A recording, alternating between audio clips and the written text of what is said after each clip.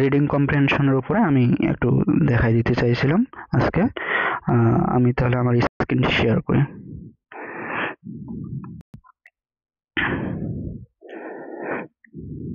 আমার স্ক্রিন কি ভিজিবল?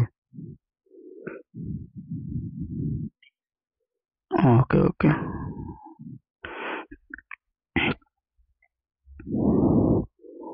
ওকে আচ্ছা, রিডিং কম্প্রিহেনশনের আমরা মূলত প্রথমে, যেহেতু আমাদের এপ্রিল মের দিকে অথবা মে জুনের দিকে এক্সাম দেওয়ার ডেট, আমারও ওইরকম একটা প্ল্যান আছে।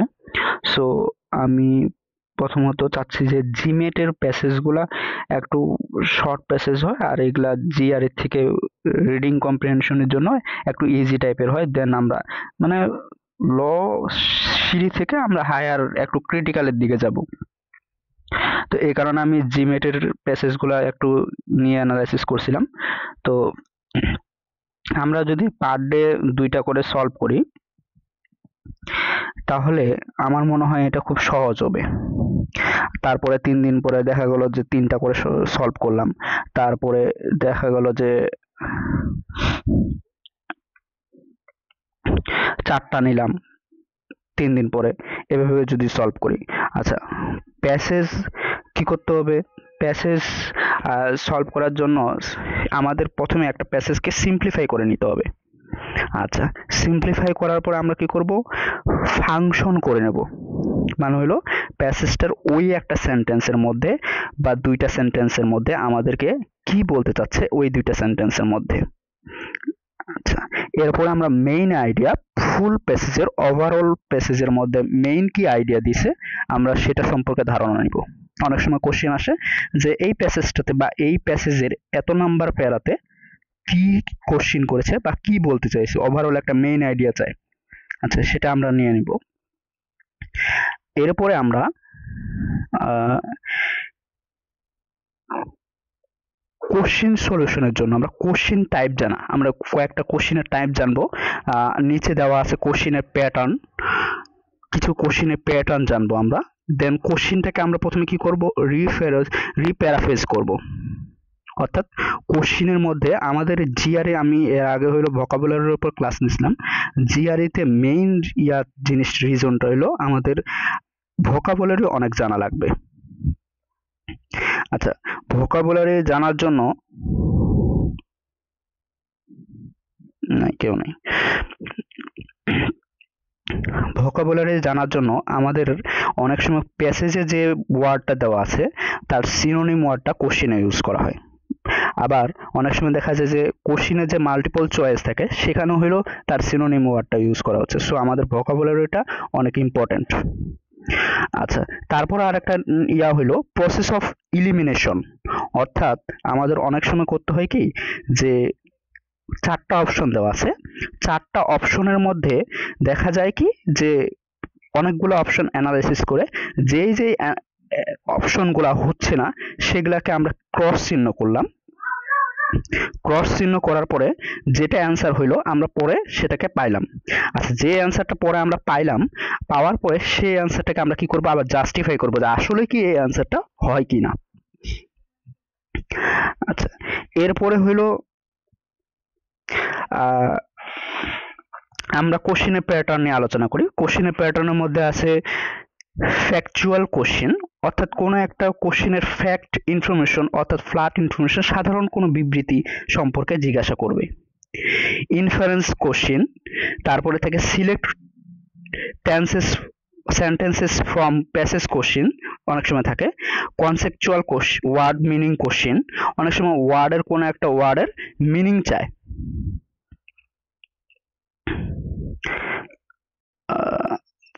ওয়েট,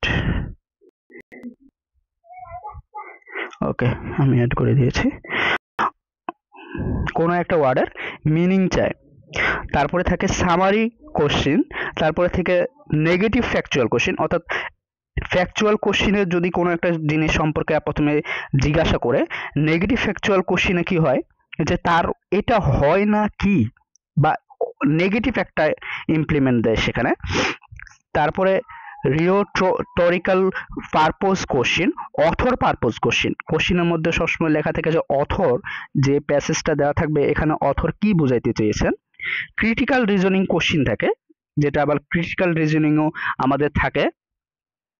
আচ্ছা, এই কোশ্চিনগুলোর মধ্যে সব থেকে কোশ্চিন থাকে ইনফারেন্স কোশ্চিন থেকে রিওটোরিক্যাল কোশ্চিন, পারপোজ কোশ্চিনের মধ্যে 70% কোশ্চিন আমাদের এটা থাকে, যে তার মধ্যে বাকি 30% হলো ফ্যাকচুয়াল কোশ্চিন থাকে।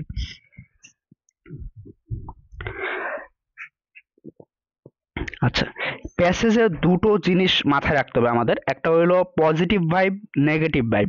একটা প্যাসেজের প্রত্যেকটা সেন্টেন্সের মধ্যে দেখা যাবে যে প্রথমে কোনো এক ধরনের কথা বলতেছে, যে আমার একটা ফ্রেন্ডের কাছে আমি গেলাম, তার কাছে আমি টাকা চাইলাম, বাট সে আমার কি কি বললো, যে টাকা দিতে পারবে না। সো এটা একটা নেগেটিভ ভাইব। আর আমি আমার ফ্রেন্ডের কাছে গেলাম, টাকা চাইলাম, সে আমাকে বলতেছে কি, যে হ্যাঁ ঠিক আছে টাকা দিতেছি, দিয়ে দিল, সেটা হলো পজিটিভ ভাইব। অর্থাৎ আমি একটা সম্পর্কে বললাম, আমি আমার ফ্রেন্ডের সম্পর্কে বললাম যে সে খুব সৎ, সে সবসময় কি করে, ধার্মিক মানুষ, কিন্তু যখন আমি বলতেছি যে সে মিথ্যা কথা বলে, তাহলে নেগেটিভ ভাইব। অর্থাৎ কিন্তু দিয়ে যখন আমি বলতেছি, তখন তার ফুল ইম্প্যাক্টটা, তার সম্পর্কে আমি যা বললাম সবকিছু চেঞ্জ হয়ে গেল। নেগেটিভ ভাইবের সময় সবসময় বাট থাকবে, হাউ এভার থাকবে, ইয়েট থাকবে। কোনো একটা সেন্টেন্সকে তার প্রথমে আমি কি বললাম সেটা ফুল মিনিং চেঞ্জ করে দেওয়ার জন্য, তার ইমপ্রেশনটা চেঞ্জ করে দেওয়ার জন্য এই ওয়ার্ডগুলো আমরা সবসময় দেখি। But he is honest, but poor, এইভাবে আমরা পুরো অর্থটা একটু মোর দিয়ে দিই। আচ্ছা, এরপরে রিডিং কম্প্রিহেনশন অ্যান্সার করার জন্য কিছু স্টেপস আমরা ফলো করব। একটা হলো রিড দ্য কোশ্চিন। আমরা কি করব, কোশ্চিনটা পড়বো প্রথমে। আমরা কোনো কি করব, কোনো প্যাসেজ না পড়ে, বা প্যাসেজটা আমরা প্রথমে মোটামুটি পড়ে নিলাম, দেন আমরা কোশ্চিনটা পড়ে নেব, কিন্তু আমরা অ্যান্সারটা ইগনোর করব, যে অ্যান্সার কি হইতে পারে। প্রথমে আমরা কোশ্চিনটা পড়ে, কোশ্চিনটা কি চেয়েছে আমরা সেটা বুঝবো। প্যারাফ্রেজ কোশ্চিন, যদি প্যারাফ্রেজ বলতে কি বুঝাইলাম, যদি কি হয় কোশ্চিনের মধ্যে কি থাকে, synonym antonym, synonym word use করে, প্যাসেজের যে ওয়ার্ড আছে তার সিনোনিম ওয়ার্ড ইউজ করে। প্যাসেজ পড়ে অ্যান্সার বের করতে হবে। আমরা যখন কোশ্চিনটা পড়লাম, কোশ্চিনটার পরে আমরা প্যাসেজটা থেকে ওই কোশ্চিনের অ্যান্সার কথা আছে সেটা আমরা হান্ট করে বাইর করে নিব। 4 নম্বরে আমরা অ্যান্সার নিজের মতো সাজাবো, প্যাসেজটা থেকে অ্যান্সারটা আমরা নিজের মতো সাজাবো কোশ্চিনটা থেকে। দেন আমরা কি করব, অ্যান্সার মিলাতে আমরা তখন অ্যান্সারের সাথে, অর্থাৎ মাল্টিপল চয়েস যদি থাকে সেটার সাথে আমরা মিলাবো। ওকে, যদি এবার আমরা প্রসেস অফ ইলিমিনেশনের দিকে যাই, আমরা প্রথমে কি করব, ডিরেক্টলি রং অ্যান্সারটা বাইর করব। প্যাসেজে ওয়ার্ড দেওয়া থাকবে বাট মিনিং চেঞ্জ। অনেক সময় প্যাসেজে ওয়ার্ডটা দেওয়া থাকবে কিন্তু অনেক সময় কি হয়, মিনিংটা চেঞ্জ করে দেয়, ওই ওয়ার্ডগুলো, ওই ধরনের অপশনগুলো আমরা বাদ দিব। True and belong to the passage, কথাটা সত্য কিন্তু প্যাসেজের মধ্যেও আছে, কিন্তু আমাদেরকে যে প্যারার মধ্যে অনেক সময় ডিরেক্টলি বলে দেয় যে এই প্যারার মধ্যে বা এই সেন্টেন্সের মধ্যে যে জিনিসটা বুঝেছে সেই সম্পর্কে না দিয়ে আমাদের ওই জিনিসটা অন্য একটা প্যারার মধ্যে দেওয়া আছে, আমরা সেটাকে নেগলেক্ট করব। True in real world by common sense, অনেক সময় দেখা যায় যে রিয়েল ওয়ার্ডে সত্য, অথবা কি কমন সেন্সের মধ্যে এই জিনিসটা যায়, বাট প্যাসেজের মধ্যে সেটা ডিসকাস করা হয় নাই, তখন সেটা আমরা কি করব, ওই অপশনটা বাদ দিয়ে দিব। আচ্ছা, আমি এরপরে ফ্যাকচুয়াল ইনফরমেশন কোশ্চিন নিয়ে কিছু আলোচনা করেছি, আমি নিয়ে এসেছি। ফ্যাকচুয়াল ইনফরমেশন কোশ্চিনের মধ্যে আমাদেরকে প্রথমে কি করবে, আমাদেরকে আস্ক করবে, কি জিজ্ঞাসা করবে, identify the factual information that is explicitly, direct ভাবে কি করবে, স্টেটেড ইন দ্য প্যাসেজ, প্যাসেজের মধ্যে ডিরেক্ট দেওয়া থাকবে সেটা আমাদেরকে ডিরেক্ট জিজ্ঞাসা করবে। Factual information question can focus on facts, details ডিটেলসের সম্পর্কে জিজ্ঞাসা করবে, definition or other information presented by the author. Author details দিছে প্যাসেজের মধ্যে, ডেফিনেশন দিছে ও আদার ইনফরমেশন দিছে। তাহলে মনে রাখতে হবে যে একজন অথর প্যাসেজের মধ্যে ডিটেলস দিছে, ডেফিনেশন দিছে ওর অন্যান্য কিছু ইনফরমেশন দিছে, যেগুলো প্যাসেজ অথর প্যাসেজের মধ্যে দিছে, এবং এখান থেকে ডিরেক্টলি কি করবে, জিজ্ঞাসা করা হবে। They ask you to identify specific information, কিছু স্পেসিফিক ইনফরমেশন তারা কি করবে, আমাদেরকে জিজ্ঞাসা করবে। That is typically mentioned only in the part of the প্যাসেজের দেওয়া থাকবে। They generally do not ask about general themes that the passage as a whole discusses. পুরা মেইন আইডিয়া, ওভারঅল থিম তারা আমাদেরকে জিজ্ঞাসা করবে না। ফ্যাকচুয়াল ইনফরমেশন কোশ্চেনে আমাদেরকে তারা ওভারঅল কোনো ইনফরমেশন জিজ্ঞাসা করবে না। সবসময় আমাদেরকে মনে রাখতে হবে যে ফ্যাকচুয়াল ইনফরমেশন কোশ্চেনের সময় আমাদের একটা সহজ পদ্ধতি হলো অ্যাকর্ডিং টু।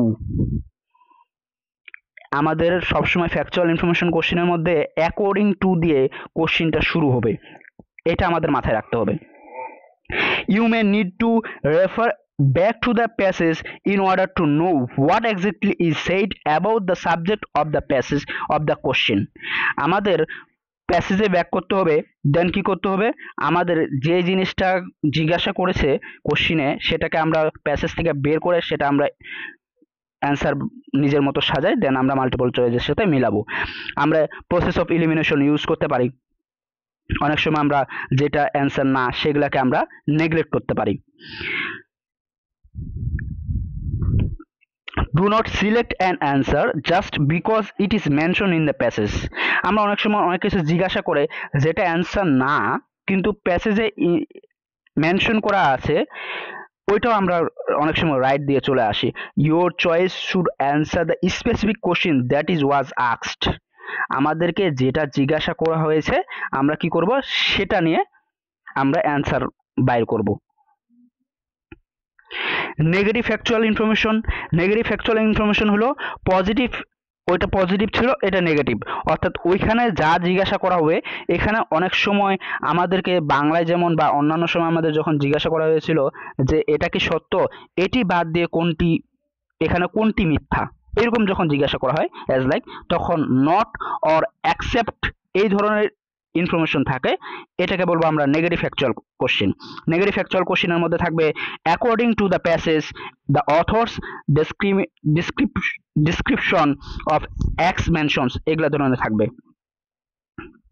ওকে, দেন আমি পিপিটিটা শেয়ার করে দেব।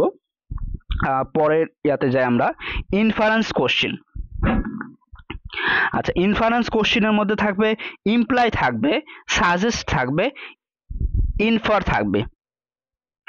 ইনফারেন্স কোশ্চেন তিন ধরনের হয়, এক ইজি হয়, মিডিয়াম হয়, হার্ড হয়। ইজি, মিডিয়াম, হার্ড, এই তিন ধরনের হয়। আচ্ছা, ইজি যখন থাকবে তখন জিনিসটা মোটামুটি কি ধরনের হয়, এই ধরনের কোশ্চিন করার সময় কি হবে, এই ইমপ্লাই থাকবে, সাজেস্ট থাকবে, ইনফার থাকবে কোশ্চিনের মধ্যে। বাট ইজি যখন হবে তখন কি হবে, জিনিসটা ডিরেক্টলি আমাদের ফ্যাকচুয়াল কোশ্চিনের মতো হয়।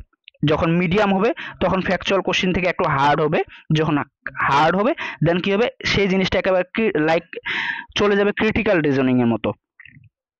আচ্ছা, an inference question requires you to make logical assumptions। আমাদের কি করবে, লজিক্যাল অ্যাজাম্পশনস নিয়ে জানতে চাইবে, and connections by using the information in the passage to come up with a new conclusions।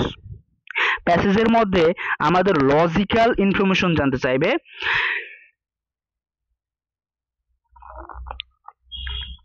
আমাদের কি করতে হবে, কোন একটা প্যাসেজ পড়ে আমাদেরকে লজিক্যালি সেটা থিঙ্ক করতে হবে, ভাবতে হবে, ক্রিটিক্যাল থিঙ্কিং নিয়ে আসতে হবে। যে অ্যাজ লাইক আমি আমার বন্ধুর কাছে টাকা চাইতে গেলাম, সেটা সে আমাকে না বললো, এটা হলো ফ্যাকচুয়াল ইনফরমেশন কোশ্চিন। বাট যখন আরেক বন্ধু আমার সামনে দিয়ে যাচ্ছে, সে যখন বুঝতে পারলো যে আমি তার কাছে টাকা চেয়েছি কিন্তু সে না বলেছে, আমি তাকে কিছু বলি নাই, থার্ড পার্সন যে ছিল আমি তাকে কিছু বলি নাই, কিন্তু সে গেস করলো, এইটা হইলো কি ইনফারেন্স কোশ্চিন। ইনফারেন্স কোশ্চেনের সবথেকে একটা ক্রিটিক্যাল জিনিস হলো প্যাসেজে অ্যান্সার সবসময় হুবহু উল্লেখ থাকবে না। ইজিতে হালকা, ইজিতে ফুললি থাকবে, মিডিয়ামে হালকা একটু থাকবে, বাট যখন হার্ড লেভেলের ইনফারেন্স কোশ্চেন হবে তখন একেবারেই হুবহু থাকবে না। আমাদেরকে লজিক্যাল রিজনিং দিয়ে ভাবতে হবে, দেন আমরা লজিক্যাল থিঙ্কিং দিয়ে ভাবে দেন আমরা অ্যান্সার করার চেষ্টা করব। আচ্ছা, here are 5 tips for answering the inference question. Read the question carefully and understand what you are being asked. আমাদেরকে পড়তে হবে যে আমরা কি চেয়েছে, কোশ্চেনটা পড়ে দেন কি চেয়েছে সেটা আমাদের বুঝতে হবে। Make sure you're understand the main idea of the whole paragraph.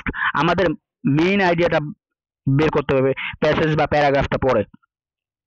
Use the process of elimination, অর্থাৎ আমাদের প্রসেস অফ এলিমিনেশন বাইর করে যে অ্যান্সারগুলো না সেই অ্যান্সারগুলোকে প্রথমে আমরা বাদ দিব, বাদ দেওয়ার পরে যে অ্যান্সারটা রাইট হয় আমরা সেই অ্যান্সারটাকে না টিক দিয়ে সেটাকে আমরা আবার কি করব, জাস্টিফাই করব। Pay attention to answers containing extreme language such as forever, এই জিনিসটা একটু important. Always, forever, never, all, totally, completely or extreme phrase such as this is only x or this is the limit of y and so on, they are used and traps and are often incorrect। অর্থাৎ এখানে বলতে চেয়েছে যে যখন আমাদের always থাকবে, forever থাকবে, never থাকবে, অল, টোটালি, কমপ্লিটলি এই ধরনের কিছু ওয়ার্ড থাকবে অপশনের মধ্যে, সেগুলোকে আমরা কি করব, ডিরেক্টলি বাদ দিয়ে দেব। কারণ এগুলা ম্যাক্সিমাম টাইমে লাইক 99% টাইমে এগুলা কি হয়, ডিরেক্ট রং অ্যান্সার হয়। ওকে,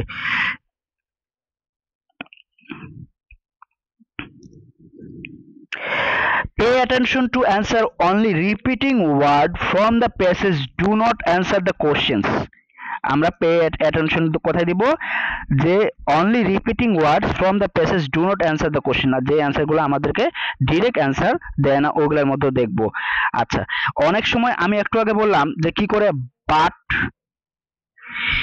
if you read them carefully they are correct, they are not correct. অনেক সময় আমাদের কি হয়, আমাদেরকে কনফিউজ করার জন্য এমন কিছু অপশন আমাদেরকে দিবে যে অপশনগুলো কি হবে, আমাদের মনে হবে কি এগুলা রাইট, কিন্তু এগুলা রাইট হয় না। এই জিনিসটা আমাদের খেয়াল রাখতে হবে। ওকে, প্রথমে আমরা এটা সলভ না করে ওকে আমরা এটা সলভ করব।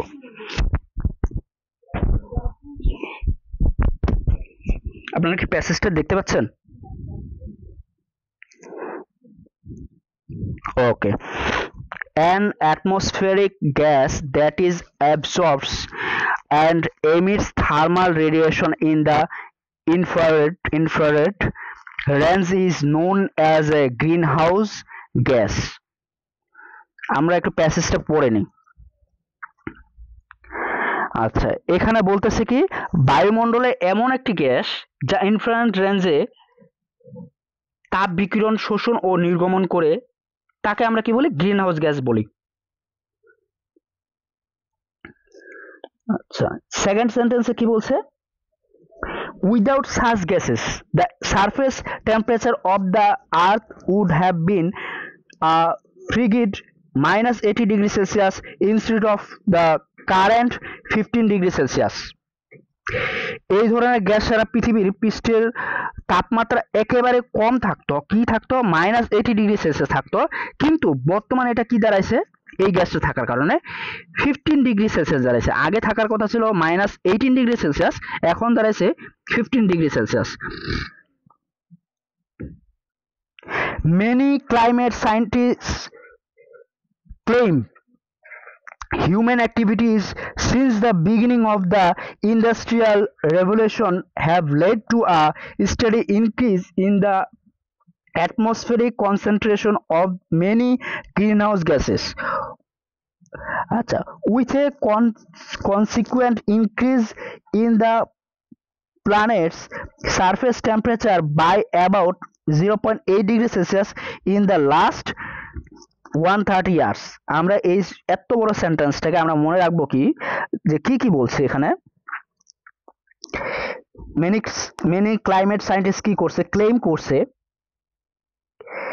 হিউম্যান অ্যাক্টিভিটিস কি ছিল, since the beginning of the industrial রেভলিউশনের মধ্যে হিউম্যান অ্যাক্টিভিটিস যা ছিল, have a led to steady increase in the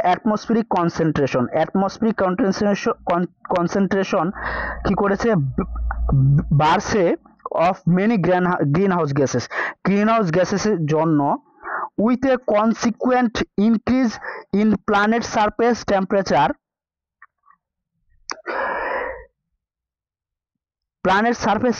বাড়ছে, যেটা গ্রিন হাউস গ্যাসের জন্য বেড়েছে by about 0.8 degree Celsius in the last 130 years. তার মানে হইল এখানে সেন্টেন্সটা বলতেছে যে জলবায়ু বিজ্ঞানীরা কি করেছে, ক্লাইমেট সায়েন্টিস্টরা কি করেছে, দাবি করছে, তারা তুলে ধরছে যে এই জিনিসটা, যে শিল্প বিপ্লব বা মানুষের হিউম্যান অ্যাক্টিভিটিসের জন্য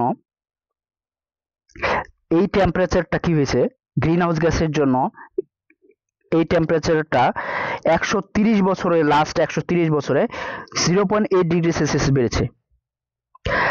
However,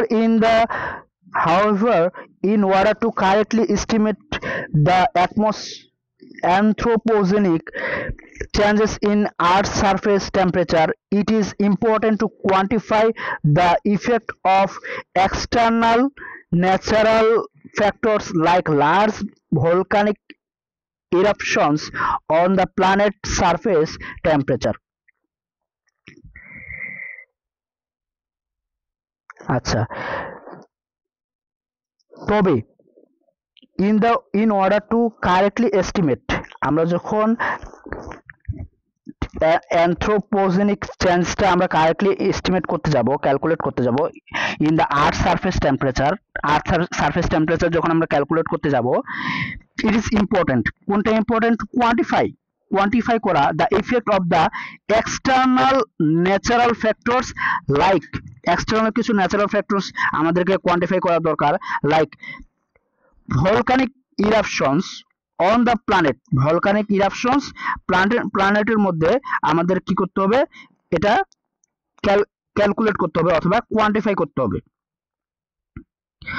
on the planet surface temperature, এই সারফেস টেম্পারেচার আমাদের কি করার জন্য, ক্যালকুলেট করার জন্য।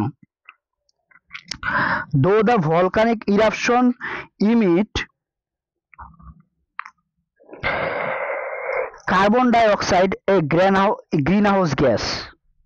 আচ্ছা, যদিও কি করতেছে, ভলকানিক ইরাপশনটা কি করতেছে, ইমিট করতেছে carbon die oxide gas emit করতেছে, যেটা কি একটা মিথেন গ্যাস,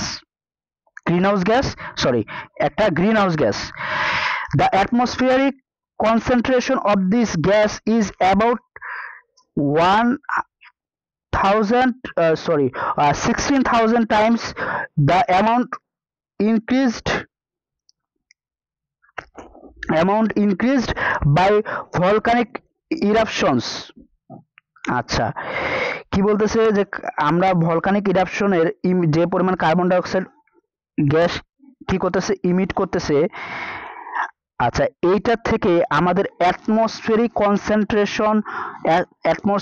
যে কার্বন ডাই অক্সাইড গ্যাসের যে ঘনত্ব, সেটা হলো 1600 গুণ বেশি, 16,000 গুণ বেশি। আচ্ছা, therefore no matter how large a volcanic eruption is, it cannot produce a significant change in the atmospheric carbon dioxide level. আচ্ছা, যেহেতু এখানে বাতাসের মধ্যে এই ঘনত্বটা বেশি, তাহলে কি করতে পারতেছে না, আমাদের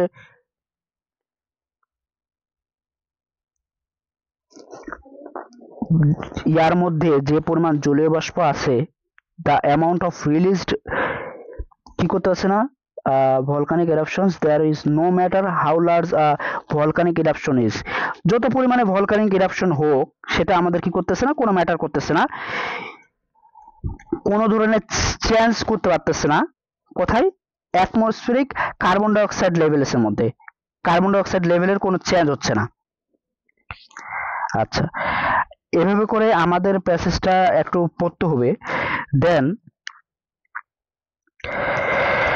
6 নাম্বার সেন্টেন্সে কি বলছে, further the total amount of carbon die oxide emitted per year by volcanic eruptions between 130 and 230 million tons।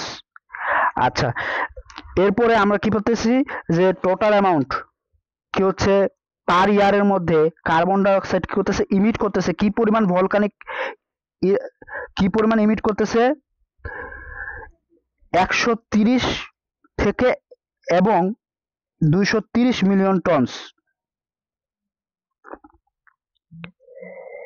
আচ্ছা, এই পরিমাণটা আবার কি করতেছে, আমরা মানুষরা রাফলি equivalent to that emitted in the only their 3 to 5 days of human activities. এই পরিমাণ কার্বন ডাই অক্সাইড আমরা কি করতেছি আবার 3 থেকে 5 ডেজ এর মধ্যে আমরা হিউম্যান অ্যাক্টিভিটিস এর জন্য আমরা সেটা কার্বন ডাই অক্সাইড প্রডিউস করতেছি। It is mainly through the emission of sulfur dioxide gas and as particles আমরা it is mainly through এটা কি করতেছে, থ্রো করতেছে, সালফার ডাইঅক্সাইড ইমিশন করতেছে আর কি করতেছে গ্যাস পার্টিকলস ইমিশন করতেছে ইন দ্য অ্যাটমসফিয়ারে ইমিশন করতেছে, that large volcanic eruption effects earth surface temperature, যেটা আমাদের কি করতেছে আর্থ সারফেস টেম্পারেচারে এফেক্ট করতেছে। Sulphur dioxide reacts with the other vapor present in air to form fine particles called sulfur aerosols। এই sulphur অ্যারোসোলস sulphur dioxide কি করতেছে, react করতেছে জলীয় বাষ্পের সাথে, যেটা বায়ুতে উপস্থিত, fine particles called sulphur aerosol, ওইটা জলীয় বাষ্পের সাথে বিক্রিয়া করে আমাদের সালফার অ্যারোসোল উৎপন্ন করতেছে। winds spread the cloud of aerosols and ash particles around the globe in the weeks। আচ্ছা, আমরা এতক্ষণ এটা না পড়ে আমরা কোশ্চেনের দিকে যাই। আচ্ছা, আমরা প্রথমে আলোচনা করেছিলাম ফ্যাকচুয়াল কোশ্চেনস। ফ্যাকচুয়াল কোশ্চেনের মধ্যে আমাদের হইল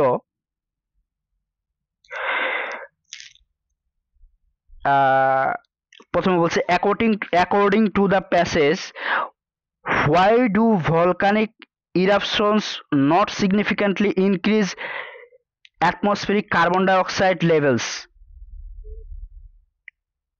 অপশন আপনারা কি আছেন?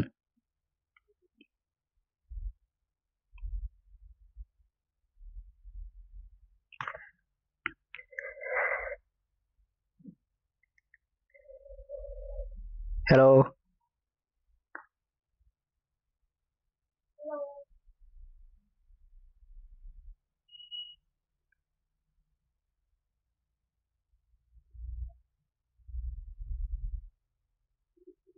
আপনারা কি আমার কথা শুনতে পাচ্ছেন?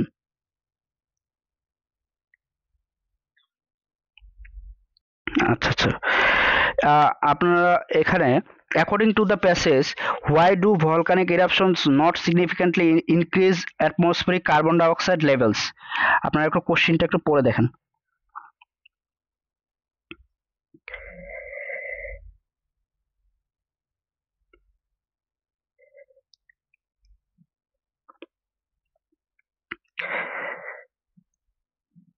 আচ্ছা, এখানে according to the passage why do volcanic eruptions not significantly increase atmospheric carbon dioxide levels, কেন কি করতেছে না ভলকানিক ইরাপশনস ইনক্রিজ করতেছে না, কার্বন ডাইঅক্সাইড লেভেলসটা ইনক্রিজ করতেছে না, আমরা এটা প্যাসেজের মধ্যে পেয়েছিলাম। আচ্ছা, এখন আমরা তাহলে কি করব, প্রসেস অফ এলিমিনেশন শুরু করব। The carbon dioxide emitted by volcanic eruption is absorbed by the oceans immediately আমরা এই ধরনের কোনো কথাই পাইনি, ওসেন্সের কথা আমরা পাই নাই। সো প্রসেস অফ ইলিমিনেশনের মধ্যে আমাদের প্রথমটা বাদ, ডি নাম্বারটা বাদ। ভলকানিক ইরাপশনস ইমিট মোর সালফার ডাইঅক্সাইড দেন কার্বন ডাইঅক্সাইড। আচ্ছা, ভলকানিক ইরাপশনস ইমিট মোর সালফার ডাইঅক্সাইড দেন কার্বন ডাইঅক্সাইড। আমরা মোর সালফার কি বলছে, ইমিট মোর সালফার ডাইঅক্সাইড দেন কার্বন ডাইঅক্সাইড। না না, এই ধরনের কোনো ইনফরমেশনও আমরা পাইনি যে ভলকানিক ইরাপশনস কি করে না, সালফার ডাইঅক্সাইড আমরা এত বেশি দেয় না।